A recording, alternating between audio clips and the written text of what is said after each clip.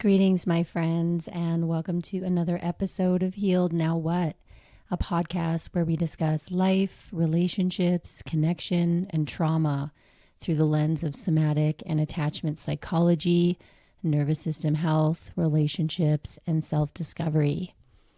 I'm Lisa Dawn, and I'm on a mission to teach people how to transform their deepest wounds into their greatest strengths by first transforming the relationship they have with themselves. So whether you've had trauma, years of failed partnerships, or just want a better relationship with your body, I've got you covered. I am a somatic experiencing practitioner, educator, relationship mentor, and trauma survivor with a lifetime of experience helping not only myself, but countless others transform their lives by learning how to become the fullest versions of themselves. We do this through self-awareness, connecting with their bodies, and changing the way they perceive themselves and others. I have coached innumerous people how to heal their wounds and create lasting change so they can live a more joyous, passionate, and fulfilling life. Thank you so much for tuning in and enjoy the show.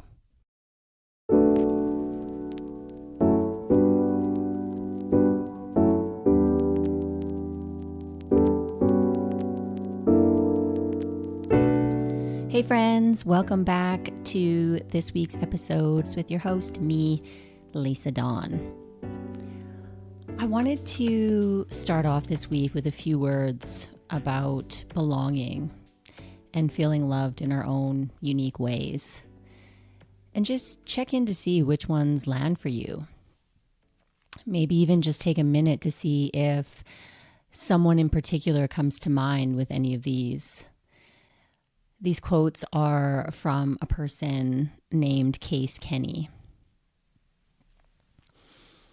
An underrated love language is when someone treats you like you're too important to lose.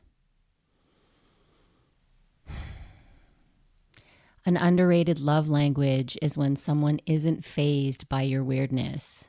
They join in on it. An underrated love language is when someone is a calming presence in your life when things get crazy. An underrated love language is when someone offers you a bite of their food.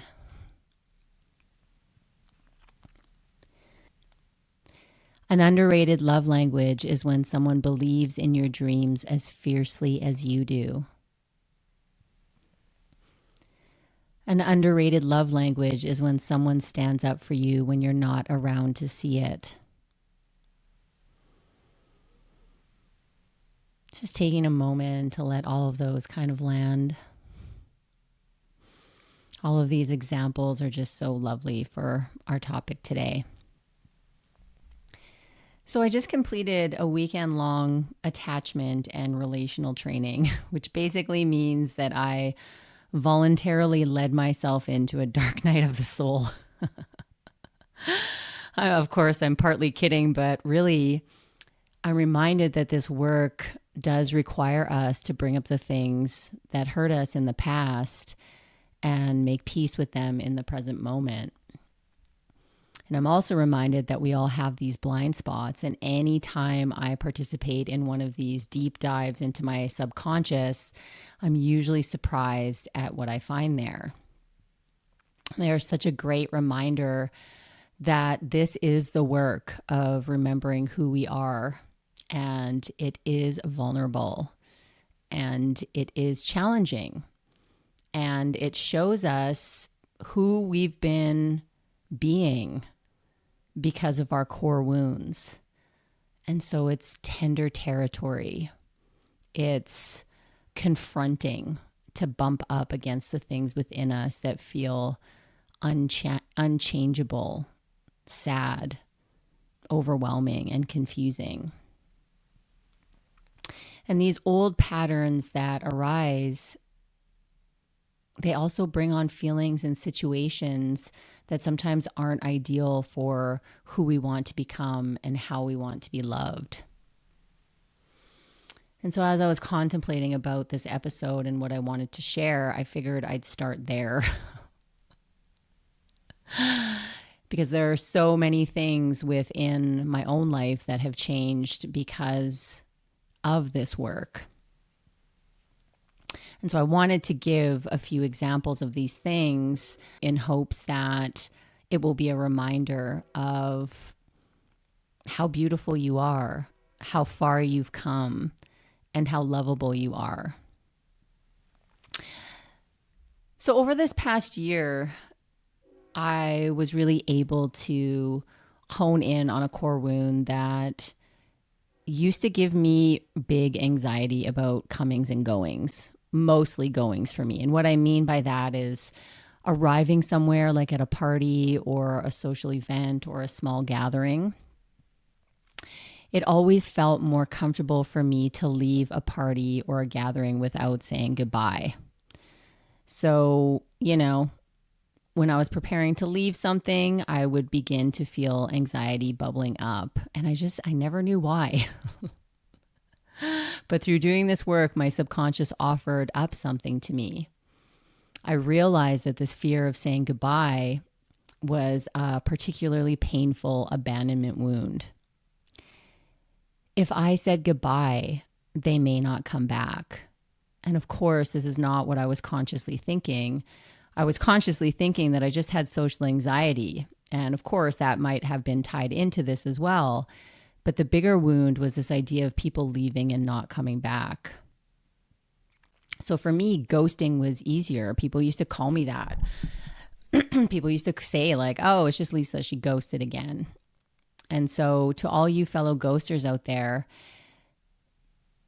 maybe there's an abandonment wound hidden in you as well. Perhaps it's not just social anxiety, but something else fueling that behavior underneath. At least it was for me. And these are the kinds of little things that make us feel like we don't belong or like something is wrong with us. I know I felt that way for many years. But now saying goodbye or see you later feels like a nice way to transition, to have some connection before we part our ways. It's no longer something that I avoid or run away from. And it's interesting because healing this aspect or this part of my abandonment wound seemed to have a domino effect in other areas where abandonment was showing up. And I'm also reminded of another example, relationally, how I was unable to repair with people, but partners in general. I still remember the first time I learned that running away from a difficult conversation wasn't what adults did. Of course, if there's a heated discussion and someone begins name calling and yelling, then by all means, removing yourself from the situation is a good idea. And from a nervous system perspective, the part of our brain that wants to relate and find resolution goes completely offline when there's a full-blown fight. So yeah, leave that shit. No problemo. But I digress. I had this disagreement with an ex, and just as I was about to run out the door, as I had 100 times before, he gently grabbed me and pulled me in close. He told me he wanted to work this out with me. He told me he loved me and wanted to see how we can make things better. But in order for us to do that, I had to stay and have a conversation. He told me he knew this was hard for me and that he was just going to hold me until we both calmed down. Whoa. Inside, I was so confused, but also so comforted. I felt something inside of me give way for that connection, something that knew that it was right. I could feel in that moment this part of me just kind of melt away, the one that wanted to run. I began sobbing, and it was one of those course-correcting moments. I had received someone really just loving me and modeling secure attachment in a way that completely blew past my armor, my anger, my rage. Prior to that, I just didn't know how to let that kind of care in. I definitely had people who had tried, but I just wasn't able to take it in to fully receive it. My internal filter was one of defensiveness and always just kind of being on the lookout for threat and for people to leave me. And if that was going to be the case, I was going to leave them first, so I wouldn't have to feel the depths of that rejection or abandonment. Ugh, patterns. So what that boils down to is that if we are unwilling to do the work to break our patterns, then we just keep recycling old painful relationships with new faces. And again, this is not about judging and shaming ourselves. It's more about saying, look, this is what I learned, and now I need to learn something different. I'm willing to change it. And for me, some other really painful patterns were that I was addicted to push and pull relationships. So hot and cold. My nervous system just didn't know how to register a safe and secure relationship.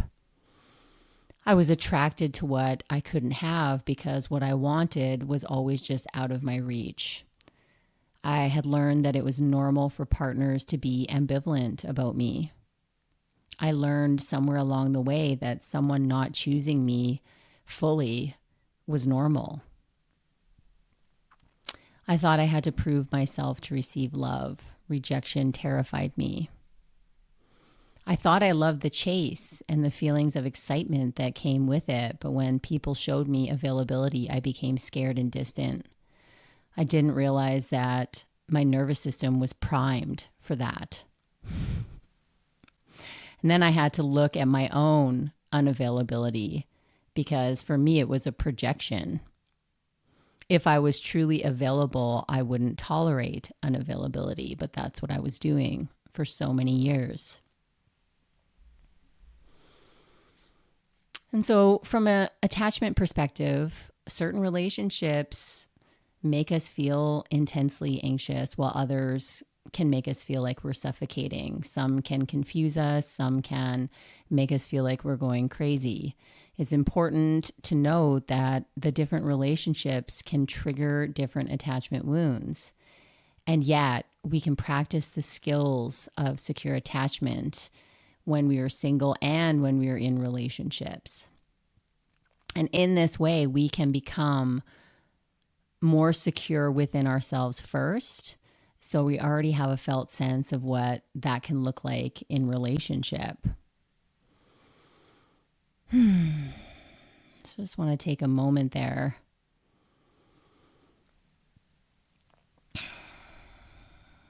How do we start this journey? Well, we begin by acknowledging and recognizing that a pattern is inviting us to change. Then we make a decision and seek help if it feels too overwhelming or we don't know where to begin. We take a stand for ourselves.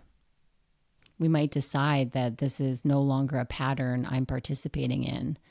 I no longer consent to being in this pattern. And an interesting thing starts to happen when we choose growth and liberation. The relationships around us will shift. This next level of love requires more of us, not less. And it also requires more than we've previously given. So we can learn to lean into our anger, our grief, and our sadness. We can relearn to create a home within ourselves. We can learn how to lean into connection rather than running from it. We can learn how to differentiate between pleasure and activation. And, sometimes we have to break up with who we were to get to this newer version of ourselves. And we can choose to break up in a mutual understanding and a love for who we've been. Then we can choose to begin to embody secure attachment by developing some skills so we can feel better in our relationships now, regardless of what those look like. So there are some things that I've learned along the way. There are things that secure folks do naturally. And I call them secure rules, which can help us find secure in our relationships over a period of time. And these are muscles we can build. So outside of therapy and working on the wounds that are keeping us in old patterns, there are these skills that we can develop to help retrain our systems to become the love that we want.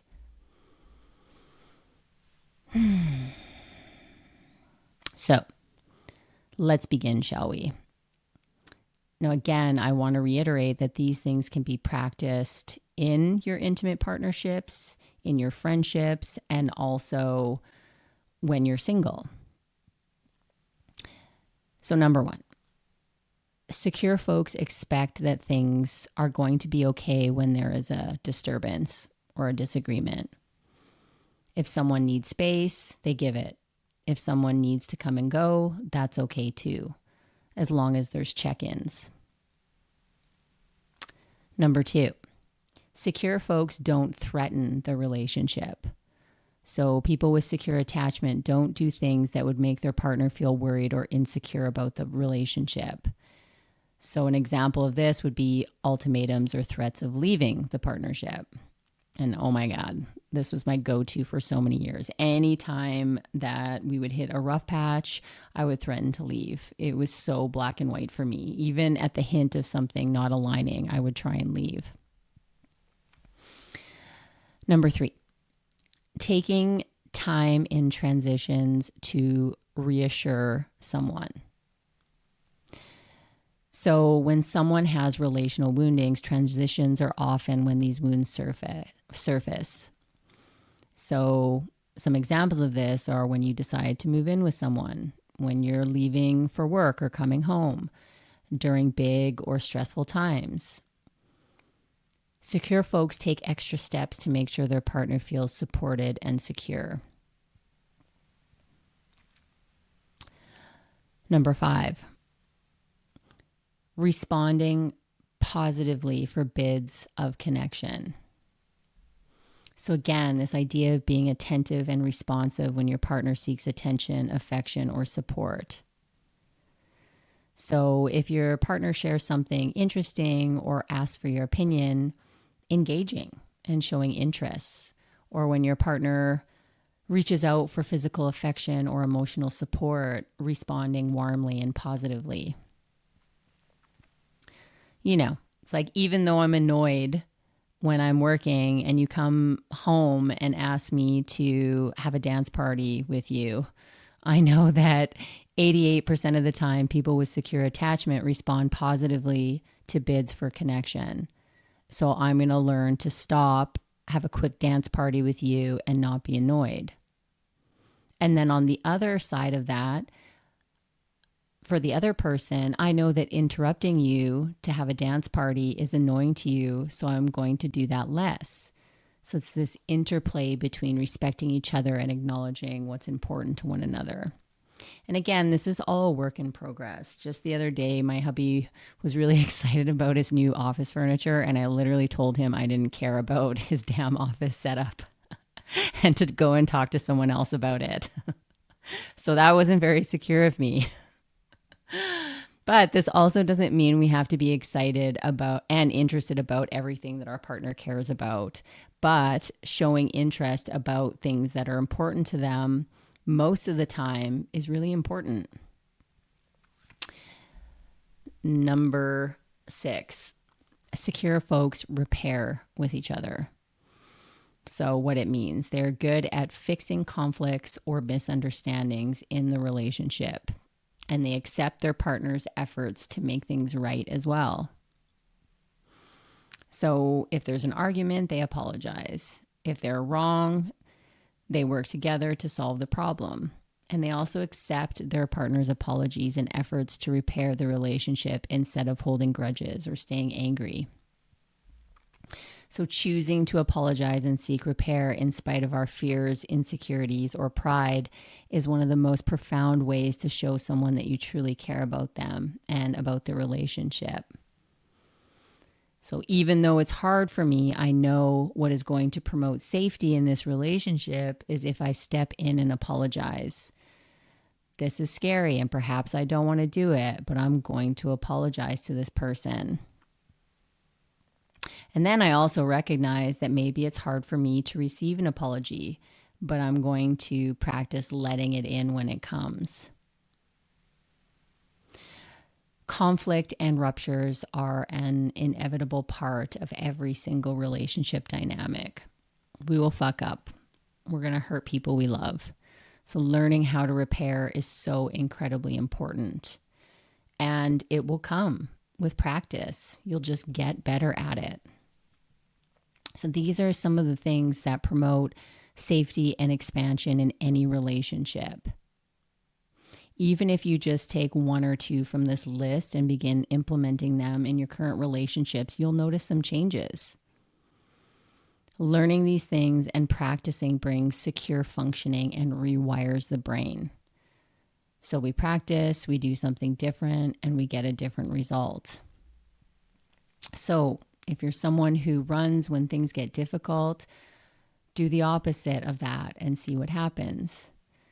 If you're someone who manipulates others into getting what you want, try telling the truth or being more vulnerable about your needs. One of the main reasons we try and manipulate others is because we don't feel like they will love us if we show them who we are. If we are honest about how we are really feeling, they'll leave us. And also by remembering that being compassionate does not mean that we have to tolerate something. We can be compassionate and not tolerate shitty behavior. We can know why someone has hurt us and still not put up with the behavior or their bullshit. We can be compassionate with ourselves and no longer tolerate the ways in which we are behaving or doing relationships. And again, our patterns will show us what needs our attention. And if we don't pay attention, our wounds end up running the show.